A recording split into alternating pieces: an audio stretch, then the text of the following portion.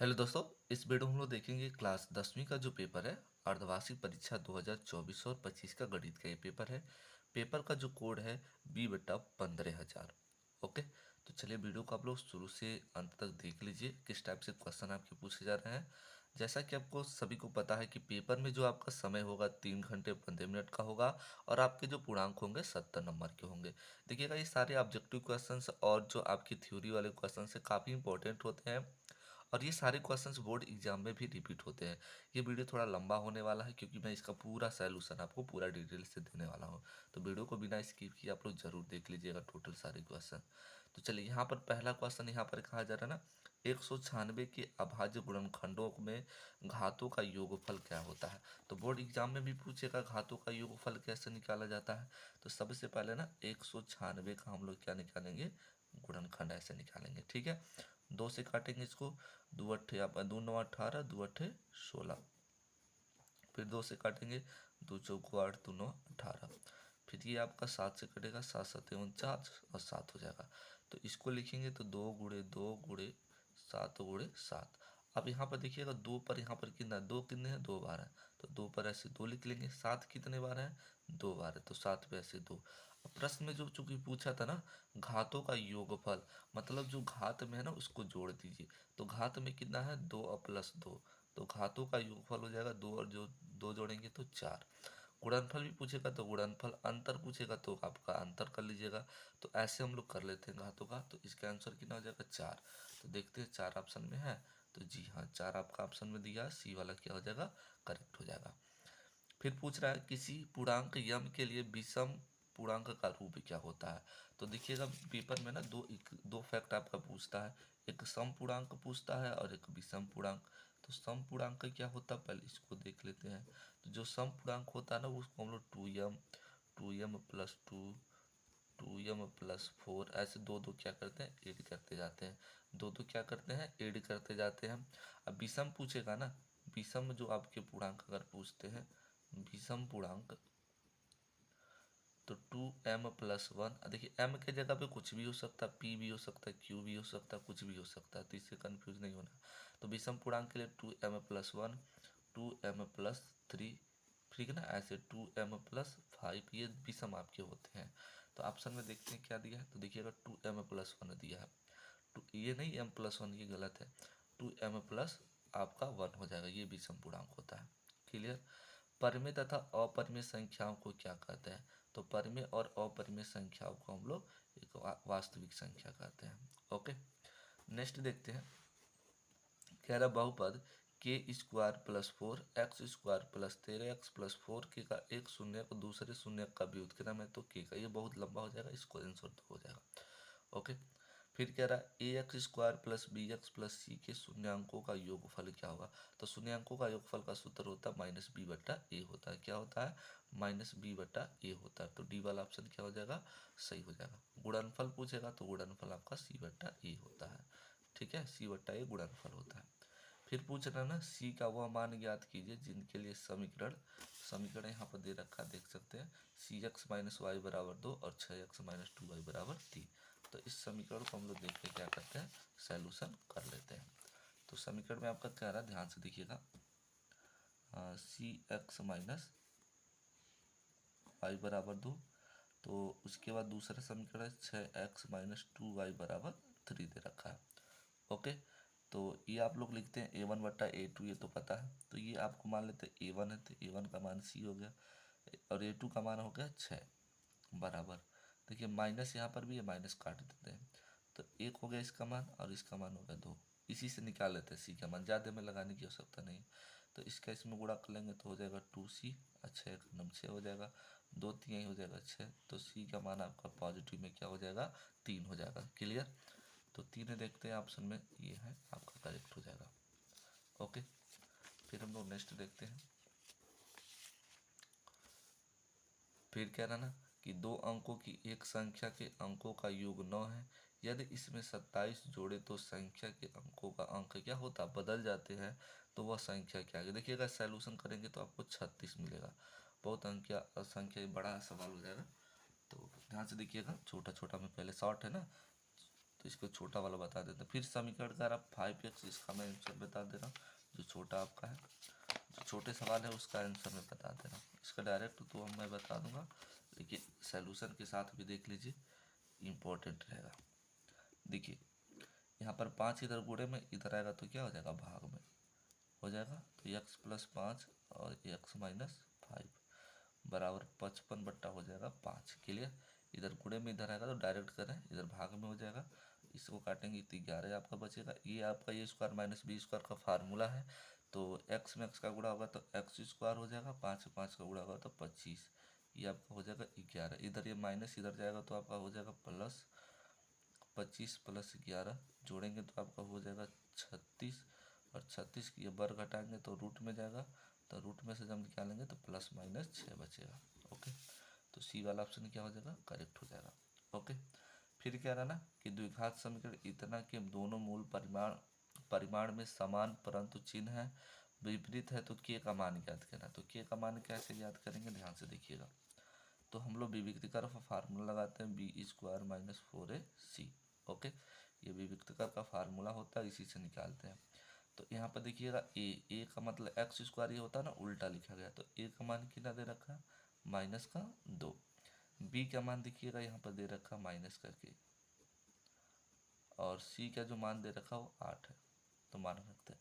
B का मान -k, तो -k का स्क्वायर -4 गुणे ए का मान आपका दे रखा -2 और सी का मान दे रखा 8 बराबर 0।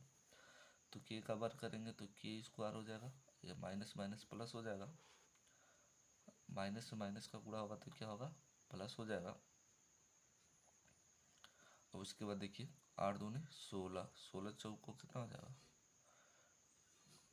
अरे 8 दूनी 16, 16 चौको 64। ठीक है, ये आपका हो गया। 64 जब निकालेंगे किसका वर्ग होता है, 8 का, तो डायरेक्ट कर लेते हैं 8 हो जाएगा। फिर कह रहे समांतर श्रेणी में सार्वंतर क्या होगा।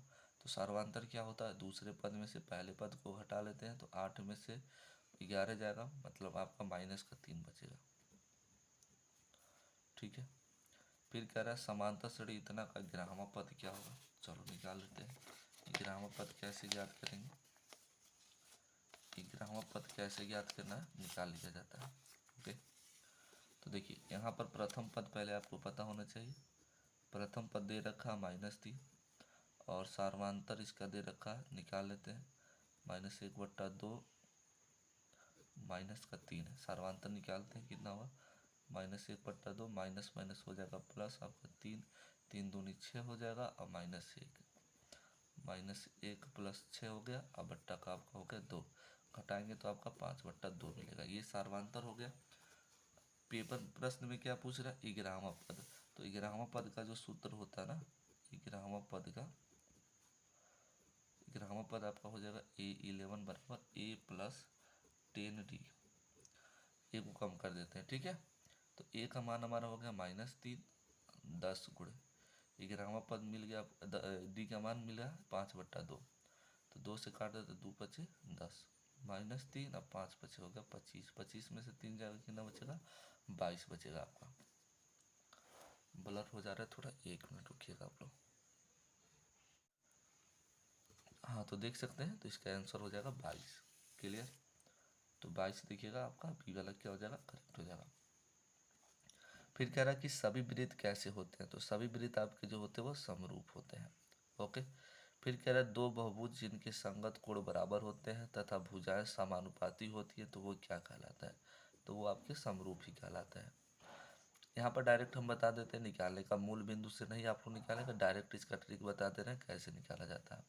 तो बिंदु आपका P -6, 8 के मूल बिंदु से दूरी क्या होगी, डायरेक्ट आपको ट्रिक में बता दे रहा हूँ। तो दोनों का आप लोग अंडर रूट में स्क्वायर कर लीजिएगा, 6 का स्क्वायर 36, 8 का स्क्वायर हो जाएगा 64, अंडर रूट में ऐड करेंगे तो आपका 100 किसका वर्ग होता है, 10 का होता है, तो 10 आपका सी वाला क्या हो जाएगा, करेक्ट हो जाएगा। उसके बाद क्या रहा, बिंदु 3, 4 तथा -5, 2 को मिलाने वाली रेखा का मध्य बिंदु ज्ञात कीजिए। तो मध्य बिंदु का सूत्र हमारा होता है क्या, ध्यान से देख लीजिएगा। पहले आपको यहाँ पर मध्य बिंदु का सूत्र लिख देते हैं। मध्य बिंदु बराबर आपका होता है x, y, x, y बराबर जो होता है x1 + x2/2 कामा, y1 प्लस आपका होता है y2/2 होता है। ये मध्य बिंदु निकालने का क्या होता है, फार्मूला होता है। तो यहाँ पर क्या दे रखा है, ध्यान से देखिएगा, 3,4 दे रखा है और 5,2 दे रखा है। तो यहाँ पर लिख लेते हैं हम लोग, यहाँ पर देख सकते हैं आप लोग 3,4 और 5,2 दे रखा है। ठीक है, तो इसको हम लोग x1 कहते हैं, इसको y1, इसको x2 कहते हैं, इसको हम लोग y2 कहते हैं।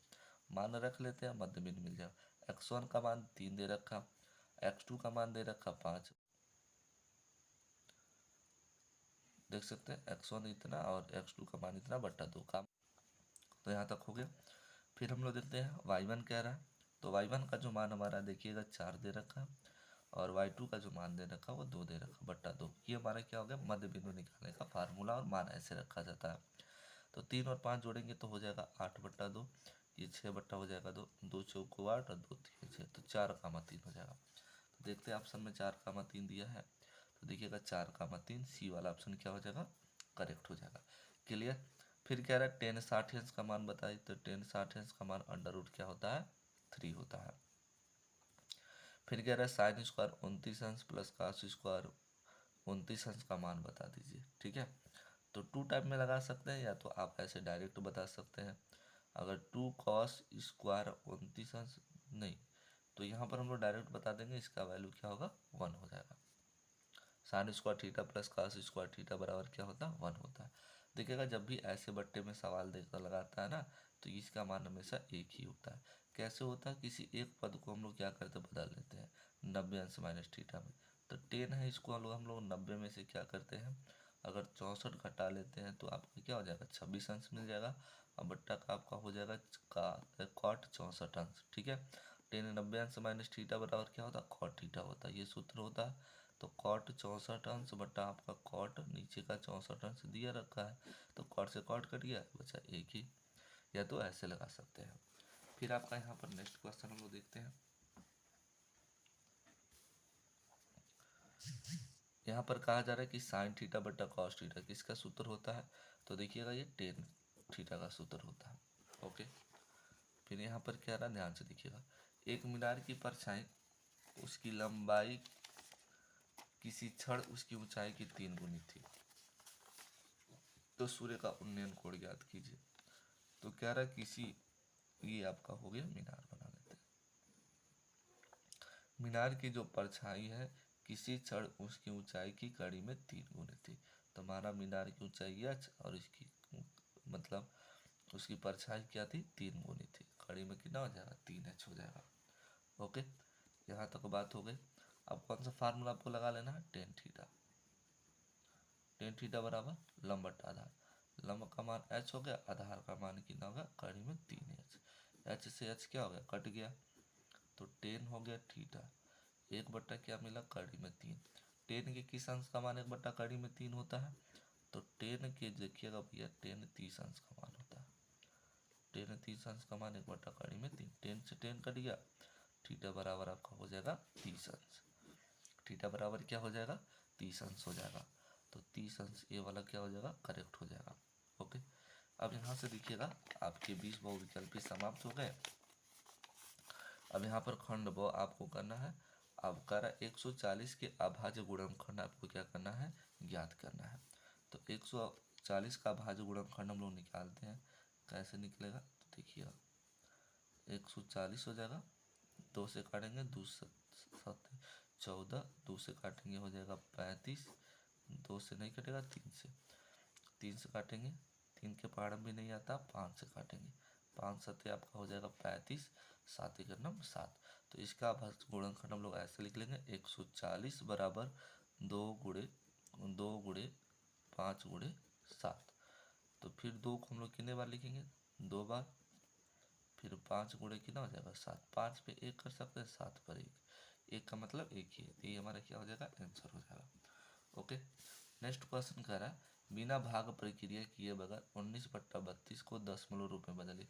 देखिएगा ये आपका ना बोर्ड एग्जाम से हट गया है, इस बार सिलेबस में हट गया, लेकिन मैं फिर भी इसका आंसर बता देता हूँ, आप लोग देख लीजिएगा। इसका आंसर बता दिया जा रहा है, आप लोग देख लीजिए। कोई 5 ही करना है आपको, तो इसको हम लोग देख के अच्छे से कर लेते हैं। तो इस वालों को आप लोग छोड़ दीजिए सीधे ही, क्योंकि ये बोर्ड एग्जाम में आपके नहीं आएंगे ये क्वेश्चन, ठीक है। तो डायरेक्ट 5 ही कोई करना, 5 हम लोग कर ही लेते हैं। एक द्विघात बहुपद बनाइए जिसके शून्यांकों का योगफल आपका दे चुका है अल्फा प्लस बीटा होता है, माइनस का 3 दे रखा है, तथा गुणनफल आपका दे रखा है अल्फा इंटू बीटा, इसको कहते हैं आपका 2 दे रखा है। तो कह रहा है आपके एक द्विघात बहुपद बनाइए। तो द्विघात जो बहुपद का सूत्र होता है, द्विघात बहुपद बराबर आपका होता है एक्स स्क्वायर माइनस शून्यांकों का योगफल यक्स होता है और उसके बाद प्लस एल्फा इंटू बीटा शून्यांकों का गुणनफल होता है, ये हमारा सूत्र होता है। तो एक्स स्क्वायर हो जाएगा माइनस एल्फा प्लस बीटा का मान आपका -3 दे रखा है और एल्फा इंटू बीटा का मान 2 दे रखा है। तो आपका हो जाएगा एक्स स्क्वायर माइनस से माइनस का गुणा होगा तो प्लस हो जाएगा 3x और प्लस का हो जाएगा, तो ये हमारे क्या हो जाएगा, एक द्विघात समीकरण हो जाएगा। क्लियर। फिर कह रहा है इसको विलोपन विधि द्वारा आपको क्या करना है, हल करना है। तो चलिए विलोपन विधि द्वारा इसको हम लोग क्या करते हैं, हल कर लेते हैं। तो ध्यान से देखिएगा कैसे विलोपन विधि द्वारा हल होगा।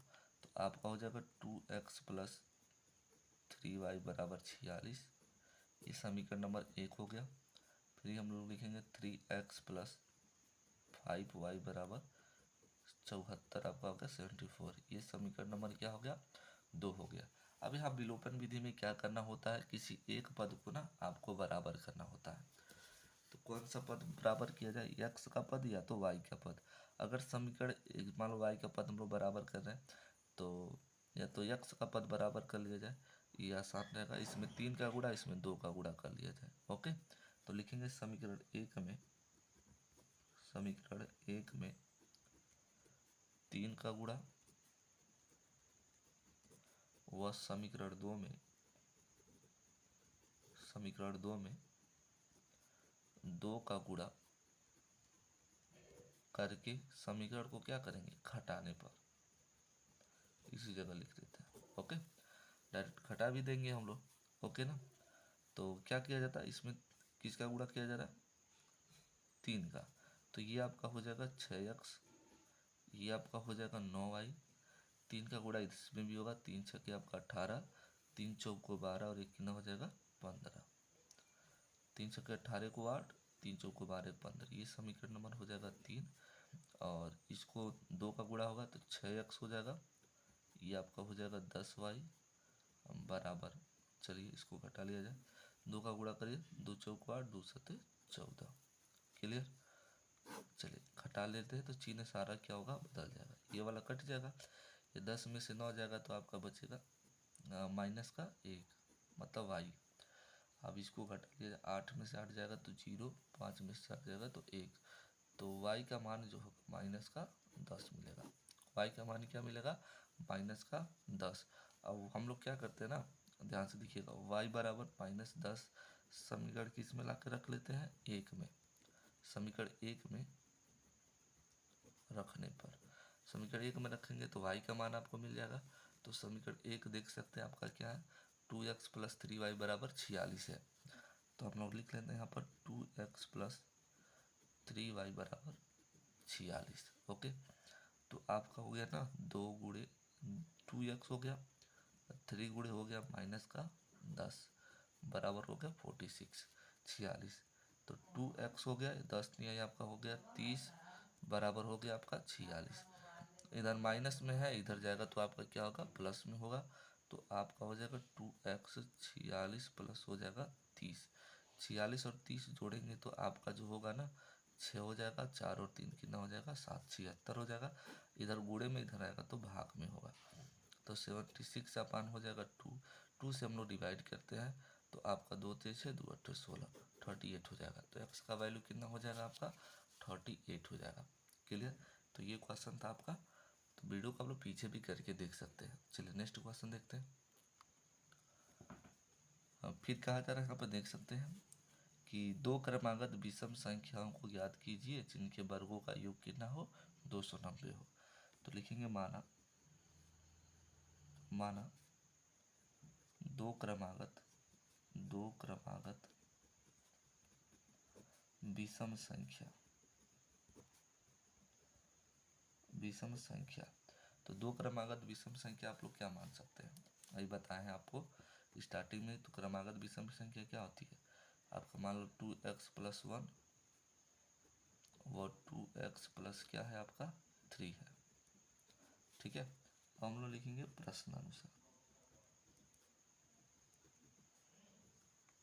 प्रश्नानुसार लिखेंगे। कह रहा है दो क्रमागत विषम संख्याओं के वर्गों का योग, इसका वर्गों का योग है। तो 2x+1 हो गया आपका, उसके बाद आपका हो जाएगा 2x+3 बराबर हो जाएगा 290 हो जाएगा। तो a+b का होल स्क्वायर है, इसको तोड़ेंगे तो आपको मिलेगा 4x² + 1 प्लस इसका गुणा कर लो, 2 दूनी आपका हो जाएगा 4x, ओके। प्लस इसको तोड़ेंगे तो मिलेगा आपको 4x² + 9 प्लस आपका 6x इक्वल टू आपका हो जाएगा 290। उसके बाद 4 और 4 ऐड करेंगे तो आपका हो जाएगा 8x², 4 और 6 आपका हो जाएगा 10x और आपका 9 और कितना हो जाएगा 10 हो जाएगा, इक्वल टू आपका 290 हो जाएगा, ओके। इधर पॉजिटिव उधर इसको बुलाओ तो 8x² + 10x प्लस का 10 माइनस आपका हो जाएगा 290 इक्वल टू 0 हो जाएगा। फिर 8x² हो जाएगा आपका प्लस 10x, इसको घटा लेंगे तो माइनस का 280 मिलेगा। फिर 2 से हम लोग क्या करते हैं डिवाइड कर लेते हैं और आसान हो जाएगा। तो 4x² प्लस आपका हो जाएगा 5x माइनस 1480 हो जाएगा इक्वल टू 0। अब इसका आपको क्या करना है ना, ध्यान से देखिएगा, गुणनखंड करना है। तो गुणनखंड करके आपको x का वैल्यू निकालना है। तो चलिए कौन सा, इसका पहले हम लोग बात करते हैं इस 4 का इस 14 में गुणा हो जाएगा तो कितना मिलेगा, 0 हो जाएगा आपका, 4 चौको 16, 4 एक 4 और 1 960 मिलेगा। तो 960 का ऐसे गुणनखंड किया जाए कि आपको घटाने पर 5x मिले, गुणा करने पर 960। ऐसा कौन सा ऐसा दो वैल्यू है। तो यहाँ तक वैल्यू मैंने बना दिया है। तो यहाँ तक आप लोग क्या कर सकते हैं, आसानी पूर्वक लगा सकते हैं। अब नहीं होगा तो सीधी धारा 4 पे आप लोग लगा देंगे। नेक्स्ट क्वेश्चन हम लोग देखते हैं क्या कह रहा है। नेक्स्ट क्वेश्चन देखिएगा, कह रहा है समांतर श्रेणी का 10वां पद ज्ञात करना है। तो लिख लेंगे AP आपका दिया है, AP बराबर आपका 2 7 12 डॉट डॉट डॉट का 10वां पद ज्ञात करना। कौन सा पद, 10वां पद। तो यहाँ पर प्रथम पद हो जाएगा 2 और सार्वधातुक जो आपका हो जाएगा 7 माइनस 2, घटा लेंगे तो कितना मिल जाएगा 5। तो 10वां पद का फार्मूला जो होता है हमने आपको बताया, आसानी तो रॉक्स आप लोग निकाल लीजिए। ए प्लस हो जाएगा 9d, ए को कम कर देंगे तो ए का मान 2 हो गया, 9 गुणे 5 तो आपका हो जाएगा 2 और 9 पची हो गया 45, 45 और 2 जोड़ लेंगे तो हो जाएगा 47। ये हमारे क्या हो जाएगा आंसर हो जाएगा। उसी प्रकार इसमें कह रहा है ना कि 3 कोई खंड करना, आपको 3 खंड करना है। तो 3 खंड में से आपको बता देते हैं। देखिए ये कह रहा है ना कि दर्शाइए कि इसको आप ये बता देंगे, थोड़ा सा लंबा है। कर दर्शाइए कि बिंदु 1,4 1,7 4,2 तथा -1,1 तथा इतना का वर्ग के शीर्ष के रूप में, मतलब ये दोनों टोटल वर्ग में है, ये आपको दर्शाना है। तो कैसे होगा, तो मान लेते ABCD ये चारों वर्ग है कि नहीं है, ये बताना है आपको। तो चलिए हम लोग बताते हैं और जानते हैं इसको। तो इसको पहले लिख लेते हैं। A बराबर आपका हो जाएगा 1,7, B बराबर हो जाएगा आपका 4,2, C बराबर आपका हो जाएगा -1, और D बराबर आपका हो जाएगा -4,4 हो जाएगा। क्लियर। उसके बाद ध्यान से देखिए, पूछ रहा है एक वर्ग के शीर्ष के रूप में। तो सबसे पहले ना हम लोग ए बी निकालेंगे और इसके फार्मूला से निकालेंगे दूरी के सूत्र से। तो दूरी का सूत्र क्या कहता है x1। तो x1 का मान देखो, ए और बी वाला देखना आपको। x1 का वैल्यू क्या हो गया 1 हो गया, माइनस x2 का वैल्यू हो गया 4, प्लस y1 का वैल्यू हो गया 7 और y2 का वैल्यू हो गया 2 का स्क्वायर। निकाल लीजिए, घटाएंगे तो -3 मिलेगा और 7 में से 2 जाएगा तो आपका मिल जाएगा 5। ठीक है, 3 का जो वर्ग होता है 9 होता है, 5 का जो होता है वर्ग 25 होता है। 25 ना जोड़ेंगे तो अंडर रूट 34 इकाई होगा। तो मतलब सारा का वैल्यू ना 34 आपका होना चाहिए। फिर उसके बाद हम लोग BC निकालेंगे। क्या निकालेंगे? BC। तो बी में देख सकते हैं बी वाला वैल्यू ये और ये सी वाला, तो ये x1 हो जाएगा, ये y1 हो जाएगा, ये x2 हो जाएगा और ये y2 हो जाएगा। इस टाइप में हम लोग बताएंगे। तो चलिए देखिए बताते हैं। तो ये x1 का मान हो गया 4, y1 इसके आगे का आप लोग ऐसे ही लगा लेंगे, ऐसे लगेगा, ठीक है ना। ये BC निकाल के ऐसे लगा लेंगे आप लोग, लग जाएगा। और सभी का मान अंडर रूट 34 आएगा। पहले AB निकालेंगे, फिर BC, फिर आप लोग CA निकाल लीजिएगा, फिर आपका निकल जाएगा DA। ओके, तो चारों का वैल्यू समान आएगा, अंडर रूट 34 आएगा, वो निकल जाएगा।